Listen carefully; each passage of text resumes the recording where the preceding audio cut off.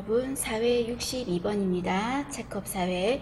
자, 62번에 기생충에 감염되어 발생하는 질환, 우리 어저께 기생충 대해서 했었죠. 그래서 뭐 회충, 편충, 요충, 식이지장충, 그리고 또 수육에 의한 돼지고기, 유구조충, 소고기, 무구조충, 그리고 또 어떤 거 있었습니까?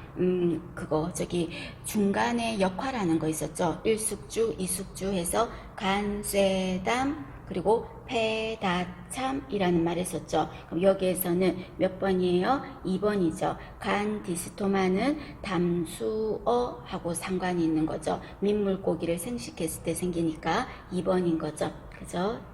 자, 그 다음에 밑으로 보시면 63번에 보시면 성접촉에 의해 전파되는 매독의 원인균, 영어 이름으로 뭐 철자를 다 외우실 필요는 없어요. 매독의 원인균은 제가 메트라고 하면서 트레포네마 팰리듐 이래서 메트라고 했었거든요. 답은 3번이죠. 트레포네마 팰리듐입니다. 괜찮아요. 다른 보기 뭐 영어로 이렇게 뭐 언급할 필요까지는 없는 문제인데 3번입니다.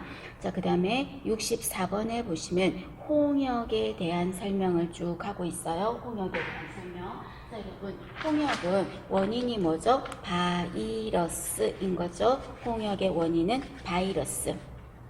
홍역은 바이러스. 그럼 바이러스로 인한 홍역은 어떤 문제점이 이제 어떤 증상이 있습니까 했을 때 특징이 조금 있었었잖아요. 그죠? 그럼 홍역의 특징을 한번 언급을 해보겠습니다.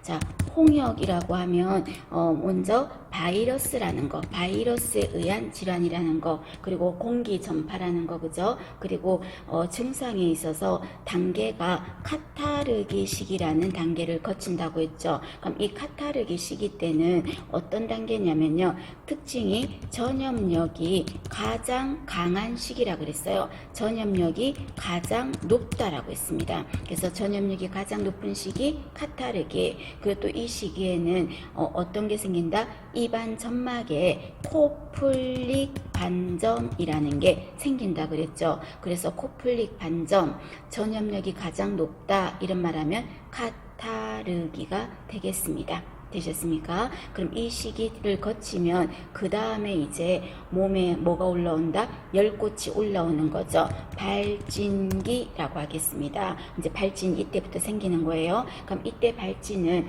어디서부터 생기냐면요, 목에서부터 발진이 생기면은 홍역이에요. 수두는요, 수포성 발진이 몸통에서부터 생기고, 홍역은 목에서부터 발진이 생겨서 얼굴에서 밑으로 쭉 내려갈 겁니다. 그래서 발진기, 그 다음에 발진이 다 회복되면 이제 마지막 단계가 회복기라는 단계가 있다는 거. 그럼 이 회복기 때 깨끗하게 치료를 완벽하게 해야 되겠죠. 그럼 이때 회복기 때 치료가 깨끗하게 안 되면 합병증이 생길 수 있다 그랬어요. 그러면 홍역의 합병증은 어떤 거라고 했냐면 중이염, 그리고 또 폐렴이라고 했습니다. 홍역의 합병증은 중이염 그리고 폐렴 같은 게 생길 수 있다라고 했었고, 그리고 홍역은 몇 급 감염병입니까? 2급 감염병에 들어가잖아요. 그래서 2급 감염병은 전파 가능성이 높잖아요. 그래서 이 환자를 어떻게 해야 됩니까? 떼어놔야 돼. 그래서 격리를 해야 되겠죠. 그럼 이때 격리는 어느 정도 합니까? 라고 했을 때 격리를 하는 기간이 있어서, 자, 외우실 때 발진이 일어나고 나서는요, 발진이 이제 열꽃이 막 생겼어. 그러고 나서는 일주일 정도 격리를 할 겁니다. 그 다음 이번에는 자, 열이 다 떨어졌어요. 열이 다 이제 회복인 거죠. 열이 다 떨어지고 나면 그때는 바로 짠 하고 다른 사람들하고 접촉해도 됩니까? 아니요. 완전하게 조금 안심하려면 열이 떨어지고 나서도 하루에서 이틀 정도 더 격리를 하겠습니다. 되셨습니까? 알아두십시오, 여러분. 발진이 일어나고 나서는 일주일 정도, 열이 떨어지고 나서는 하루에서 이틀 정도 격리를 한다는 거. 요거 봐주세요. 홍역입니다. 바이러스고요. 그래서 여기에서 1번에 보시면 답이 1번이죠. 발진은 목에서부터 생긴다는 거. 그래서 얼굴로 해서 밑으로 쭉 뻗어나갈 겁니다. 1번이고, 자, 그 다음에 홍역은 여러분 예방이 뭐로 해야 됩니까? 예방주사 맞아야지. 그럼 홍역의 예방주사는 뭐예요? 2번에 톡소이드가 아니고 뭐다? 어떤 겁니까? MMR 예방접종하죠. 그럼 MMR은 생백신이에요? 사백신이에요? 생백신이야. 생백신입니다. MMR, 수두 이런 거 생백신이에요. 생백신. 홍유풍 이거 전부 다 생백신을 넣어야 되거든요. 그래서 2번은 톡소이드가 아니고 생백신이 예방백신이다. 이렇게 말씀하셔야 됩니다. 되셨습니까? 자, 그러면 톡소이드는 뭡니까? 우리 오전에 제가 여러분 인공 능동 면역할 때 몸 안에 넣어주는 이물질을 생균, 사균, 톡소이드라 그랬죠. 그럼 이때 톡소이드는 톡자가 들어갔으니까 독이 또 올라야 돼. 그래서 독소가 너무 세서 독소를 조금 약하게 만든 거예요. 그러나 독소를 약하게 만든 거지 독소는 독소야. 그래서 항원을 넣어준 게 되는 거거든요. 그래서 항독소하고는 달라. 항독소는 독소를 없앤 치료제를 말하는 거고, 톡소이드는 독소가 너무 세서 좀 약하게 만든 거예요. 그러나 실제는 독이에요. 독소라고요. 되셨습니까? 그럼 이 톡소이드를 보통 주사하는 거는요, 파상풍이라든지 또는 디프테리아, 옆에다 하나 메모해 두세요. 톡소이드를 주사 맞았다 이래 말하면 파상풍 또는 디프테리아 이런 것 등이 톡소이드로 예방 백신을 하죠. 그 다음에 2번 틀렸고요. 그리고 해열이 되면 안서는 하루에서 이틀이라 그랬잖아요. 그리고 코플릭 반점은 어디 카타르기 시기 때 나타나니까. 되셨습니까? 홍역 알아두시고, 예방은 뭐라고요? MMR 홍유풍 언제 맞아요? 12에서 15개월 12에서 15개월에 예방접종하죠. 12에서 15개월. 그런데 우리 동네에 홍역이, 우리 아이가 아직 12개월이 안 됐는데 홍역이 유행해요. 그럼 어떻게 했어요? 홍역이 그 전에 유행했어. 그러면 지금 일단 MMR 홍역 예방접종 하는 거예요. 왜냐면 지금 유행을 하고 있으니까. 맞을 시기는 멀었지만 맞아요. 그리고 이거는 맞은 게 미리 가불해서 맞은 것처럼 당겨서 맞은 게 아니에요. 그래서 일단 유행할 때 맞고, 그리고 원래 맞아야 될 날짜가 다가오겠죠. 그럼 그때는 또 어떡한다? 또 맞고. 되셨습니까? 홍역이 일찍 유행했어요.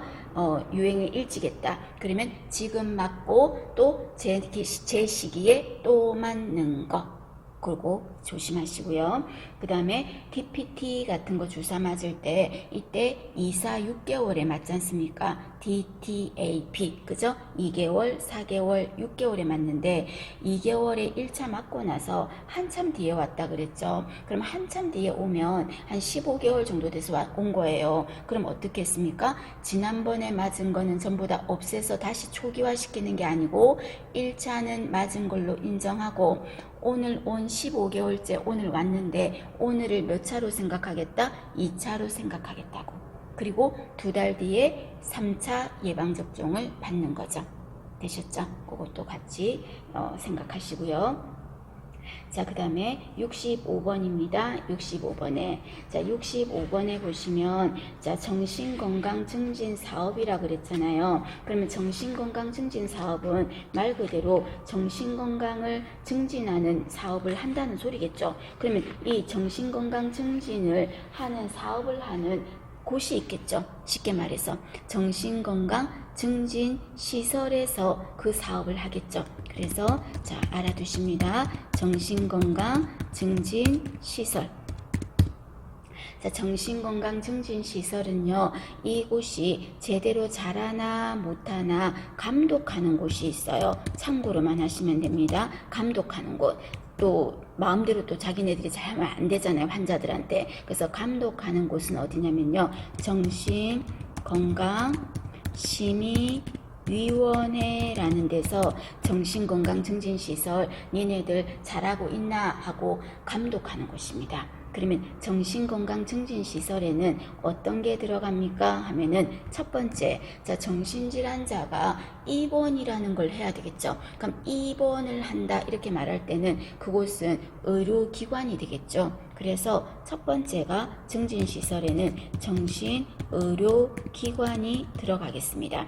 정신의료기관 되셨습니까? 여기 의료기관이라고 하면 의원급도 들어갈 거고요. 또는 정신병원급도 들어갈 거고요. 또는요, 일반 병원이지만 과가 정신건강의학과 그런 과가 있으면 정신의료기관에 집어넣겠다 그랬죠. 의료기관 증진시설에 들어가요. 그 다음에 두 번째는 의료기관에 입원할 정도는 아니야. 그렇다고 해서 집에 가서 그냥 이제 풀어줘도 될 그 상황도 아니에요. 자기 마음대로 이렇게 해도 될 상황은 아니에요. 아직은 조금은 중간에서 관리가 필요할 것 같아요. 그럼 그런 곳이 어디냐면 정신요양시설이라고 했어요. 그래서 여기는 의료기관이 아니기 때문에요. 입원이라는 말을 안 써요. 입원이란 말을 쓸 때는 의료기관을 말할 때 하는 거고, 시설에 들어가는 거는 입소라고 하겠습니다. 그래서 여기는 정신질환자를 입소시켜서 요양 서비스를 받게 하는 곳을 정신요양시설이라고 합니다. 되셨습니까? 요양시설. 자, 그 다음에 이번에는 세 번째, 자, 요양시설에 갈 정도도 아니고 좀 많이 좋아졌어요. 많이 좋아졌어요. 그러면 이 사람을 그냥 집으로 그냥 보내서 이제 알아서 살아라 이렇게 하면 또 집에 갔을 때 상태가 더 앞으로 어떻게 해야 될지 뭐 기술도 없고 할 줄 아는 것도 없고 교육을 뭐 받은 것도 없다면 사람들 속에 같이 합류되어서 섞여서 같이 더불어 사는 것에 또 어려움이 있겠죠. 그럼 이 사람들을 집으로 그냥 보내서 그냥 그때부터는 방치하는 개념이 아니고 이 사람들이 사회에 복귀했을 때 자기가 할 수 있는 범위 안에서 자기 스스로의 능력으로 살아가는 재활에 조금 더 신경을 써야 되겠죠. 그 장소를 정신재활시설이라고 하겠습니다.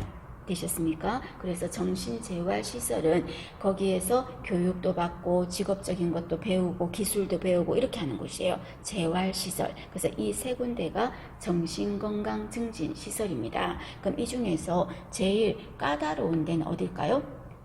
관리라든지 운영이라든지 설치할 때 까다로운 거는 의료기관 아니겠습니까? 그러면 두 번째로 까다로운 건 어딜 것 같아요? 요양시설이죠. 요양시설. 여기서는 치료나 이런 게 이루어지는 곳이에요. 그리고 재활시설이 그 다음일 겁니다. 자, 그럼 여러분 정신요양시설하고 정신재활시설은요, 설치를 해서 운영을 할 때는 운영을 할 때는 자기 마음대로 하면 안 되고요. 누구한테 얘기를 해야 돼요. 그럼 누구냐면요. 시장, 군수, 구청장이에요. 그러면 요양시설이 더 까다롭다 그랬죠. 그럼 더 까다로운 것은 신고를 합니까? 아니면 허가를 받습니까? 허가를 받죠. 그래서 정신요양시설을 설치 운영하고자 할 때는 시장, 군수, 구청장에게 뭐를 받는다? 허가를 받아야 됩니다. 허가를 받아야 됩니다.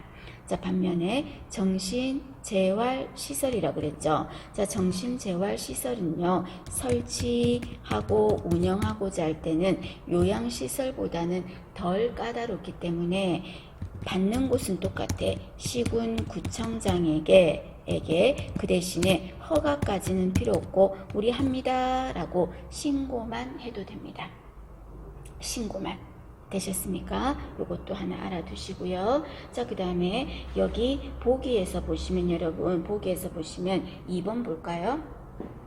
2번에 보면 보건복지부 장관은요, 정신건강복지센터, 우리 주변에도 있거든요. 정신건강복지센터, 이거를 설치 운영할 수 있습니다. 보건복지부 장관이. 그래서 답은 2번입니다. 자, 1번은 틀렸다 그랬죠. 자, 정신요양시설을 설치 운영하고자 할 때는 누구한테? 시도지사가 아니라 시장, 군수, 구청장에게 허가를 받아야 되는 거죠. 그죠? 그 다음에 3번에 보면 정신재활시설은요, 설치 운영하고자 할 때는 두 번째 줄에 보면 끝에 보건복지부 장관에게 신고한다 했는데 땡! 재활시설은 누구한테? 시장, 군수, 구청장에게 신고하여야 합니다. 되셨습니까? 자, 그런데 여러분, 이 정신요양시설을 이제 허가를 받고 운영을 했어요. 그리고 재활시설도 신고를 하고 운영을 했어요. 그런데 우리가 하는 곳에서, 단체에서, 우리 이제 더 이상 못하겠다. 폐업하고 싶어요. 폐지. 그 다음에 휴업 같은 개념이에요. 좀 잠깐 쉬고 싶어요. 휴지. 그리고 또는 다시 개시하고 싶어요. 재개. 이렇게 휴지. 폐지, 재개, 휴업하거나 폐업하거나 다시 하고 싶어요. 이렇게 할 때는 이것도 자기 마음대로 하면 안 되고 누구한테는 말해야지. 그럼 자기한테 신고하고 허가받게 해준 자가 누구예요? 시장, 군수, 구청장이잖아요. 그럼 시장, 군수, 구청장한테 우리 휴업합니다. 우리 폐업합니다. 우리 다시 합니다. 라고 해야 되는데 그거를 허가를 받을 것 같아요? 아니면 신고만 하면 될 것 같아요? 자, 다시. 자, 휴지라는 말은 휴업하는 거야. 그 다음에 폐지라는 말은 가게로 친다면 폐업하는 거예요. 또는 다시 연다 하면은 재개라고 하겠죠. 자, 이런 거를 할 때는 시장, 군수, 구청장에게 허가까지는 필요 없어요. 왜냐면 내가 지금 그만하고 싶어요 하는데 그거를 허가를 받으면 허가 안 해주면 그럼 그만두지도 못하겠네? 그죠? 그래서 이때 휴지, 폐지, 재개시 이런 거 할 때는 뭐만 하면 된다? 신고만 하면 돼요. 설치 운영할 때만 상황에 따라서 요양시설은 허가를 받는 거지 나머지는 전부 다 신고만 하면 되겠습니다. 되시겠습니까? 조심합니다. 그래서 5번 같은 경우도 그래서 틀렸습니다, 여러분. 5번에 정신요양시설을 설치 운영하는 자가 그 시설을 어떻게 하고 싶다고요? 폐지, 휴지, 재개하고자 할 때는 어떻게? 허가가 아니라 누구한테? 시장, 군수, 구청장에게 신고하여야 합니다. 봐주십니다. 자, 넘어갈게요. 자, 그 다음 페이지 48페이지에 보시면, 자, 66번. 자, 질병관리청장은 결핵관리 사업하는데 내용을 옳은 거 찾을 수 있지 않을까, 여러분? 대규모 결핵 병동 신축 이런 거 아니겠죠? 그래서 결핵 환자나 잠복결핵 환자, 진료, 투약, 이런 치료 관리, 답은 2번입니다. 찾을 수 있을 거라고 생각합니다. 그리고 결핵관리 종합계획은 누가 세운다고요? 5년마다 질병관리청장이. 감염병 예방계획은 누가 세워요? 5년마다 질병관리청장이 보건복지부 장관하고 협의를 해서. 되셨죠? 그렇게 생각하시고요. 자, 그 다음에 이번에는 67번이죠. 자, 67번에 보시면 67번은 감염병에 대한 설명을 말하고 있는 거죠, 여러분. 그래서 감염병은 여러분들이 정확하게 계속 말씀드리지만 알고 가셔야 됩니다. 그래서 자세하게는 안 적습니다, 여러분. 우리 감염병의 특징만 적는다면 1급 감염병. 그럼 1급 감염병은 어떤 특징이 있었어요? 생물 테러. 그 말 들어가야 돼. 생물 테러 감염병이다.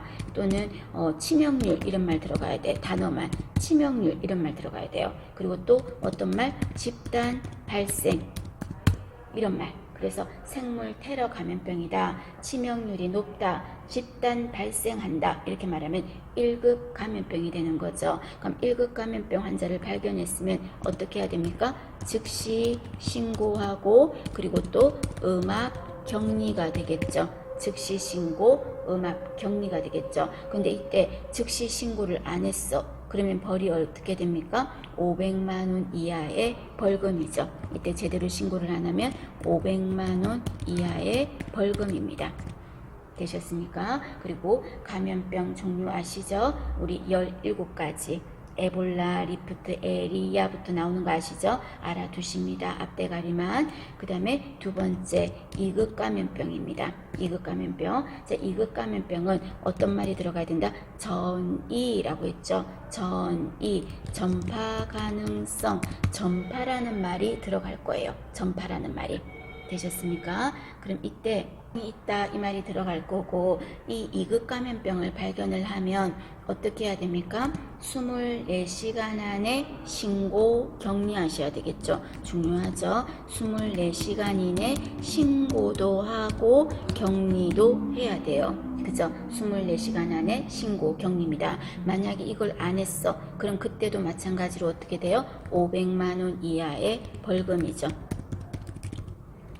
맞죠? 자, 그러면 2급 감염병에서는 우리 어떤 말이 들어간다 그랬습니까? 그냥 앞대가리만 하면 성한결이가 라는 말 들어간다 그랬죠. 성홍열, 한센병, 결핵부터 해서, 그래서 부랴부랴 크림을 먹어서 기억해야 될 게 성한결, 그리고 콜A 장파 세장 걸렸다는 거, 콜A 장파 세장 걸린 거, 그리고 또 예방접종하는 것들이 대부분이 뭐가 들어갔다? 2급 감염병에 들어갔었죠. 그죠? 2급 감염병 알아두시고, 그 다음에 세 번째는 상급 감염병이었어요. 그럼 상급 감염병은 어떤 특징이 있었다? 키워드가 계속 감시한다 이런 말 들어갈 거야. 그래서 계속 감시할 필요가 있다 이런 말하면 상급 감염병이었죠. 그럼 상급 감염병은 발견을 했으면 어떻게 해야 됩니까? 보건소에 24시간 이내 어떻게 해야 되죠? 신고하면 돼. 그럼 2급하고 똑같네요. 2급하고는 조금은 다르죠. 2급은 24시간 안에 신고하지만 격리까지 이루어졌잖아. 그런데 3급은 24시간 이내 신고 땡 끝나. 신고만 하면 돼요.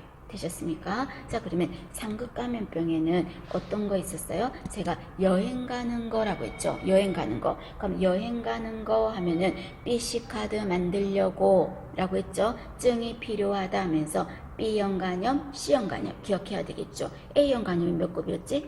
2급, 2급. B형, C형 몇 급? 3급. 그리고 증이 필요하다 하면서 뭐 했습니까? 증이 필요하다. 후천성 면역 결핍증, 그리고 오염된 냉각수 때문에 생기는 거 레지오넬라증, 생선의 어패류 때문에 생기는 거 비브리오 폐혈증, 찐득이 찐득 쯔쯔 가무시증 뭐 이런 거 있죠. 증 들어가는 거 상급이었어. 그리고 모기 조심해 라고 했죠 제가. 그래서 황열, 댕기열, 말라리아, 일본 내염, 지카 이런 게 모기 관련되는 게 상급이었어요. 그래서 물려서 발진 이런 거 나타났죠. 그리고 파상풍, 흙을 파먹고 라면서 파상풍, 침을 질질 흘린다, 공수병이라는 말 했었습니다. 상급 기억합니다. 그 정도는 기억을 해주세요 여러분. 그 다음에 이번에는 4급 감염병이었죠. 자, 4급 감염병에는 어떤 특징이 있었습니까? 키워드가 표본 감시라는 말이 들어가야 돼. 표본 감시. 전체를 다 조사할 필요는 없고 샘플을 가지고 할 거예요. 샘플을 가지고. 그게 4급 감염병이에요. 그럼 4급 감염병은 얼마 안에 신고해야 됩니까? 일주일 7일 이내 신고하면 됩니다. 격리 필요 없습니다. 자, 그러면 이 4급 감염병에 들어가는 것 중에서 대표적인 게 뭐가 들어가요? 매도 들어가죠. 꼭 기억하실게. 그 다음에 임질 들어가는 거 기억하셔야 되겠죠. 그리고 뭐 성기, 뭐 단순 포진 성기 뭐 이런 거 나와. 그런 성병들 다 4급에 대부분 들어가요. 그리고 또 인플루엔자 들어갔지 않습니까? 인플루엔자 4급. 그 다음에 기생충 질환들 있죠. 기생충 이런 거 전부 다 4급. 그리고 자궁경부암을 일으키는 사람 유두종 바이러스 감염증 있죠. 사람 유두종 바이러스 감염증. 그 균이 그 바이러스가 뭐예요? HPV죠. HPV. 자, 요런 것 등이 4급 감염병에 들어갔었습니다. 되셨을까요? 자, 여러분 1급에서 4급까지 특징과 그리고 여기엔 안 적혔지만 그 얘들 있죠. 사례들 다시 한번 잠깐 보시겠습니까? 정리하세요.